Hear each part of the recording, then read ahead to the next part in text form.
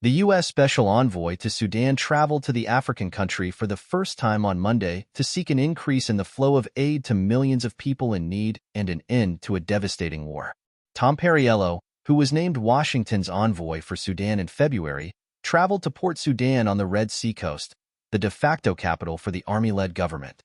It marked the first visit to the country by a senior U.S. official since the war between the Sudanese Armed Forces and the Paramilitary Rapid Support Forces, RSF, broke out in April 2023 and the U.S. Embassy was evacuated.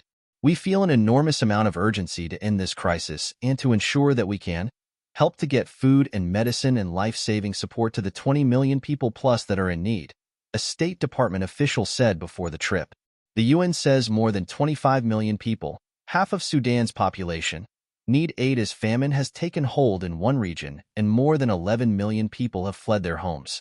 Perriello met with Sudan's Army Chief Abdel Fattah al-Burhan as well as humanitarian, government, and tribal leaders, a statement by the country's Sovereign Council said. In a meeting the council said was lengthy, comprehensive, and frank, the two men discussed ways to deliver humanitarian aid and a political process to end the war. The U.S. envoy presented several suggestions which the head of the Sovereign Council agreed to, the statement said. U.S.-mediated talks in Geneva earlier this year failed to achieve progress toward a ceasefire as the army refused to attend, but did secure promises from the warring parties to improve aid access.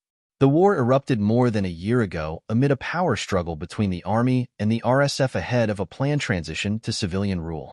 Perriello discussed the need to cease fighting, enable unhindered humanitarian access, including through localized pauses in the fighting to allow for the delivery of emergency relief supplies, and commit to a civilian government, a State Department statement said.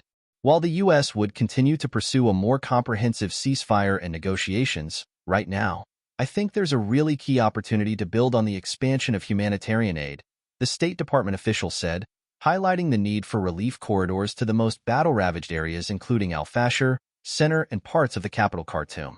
Sudan's Sovereign Council said last week it would extend a temporary opening of the Otter border crossing with Chad, which aid agencies say is a vital corridor for food and other supplies to areas of the Darfur and Kordofan regions at risk of famine.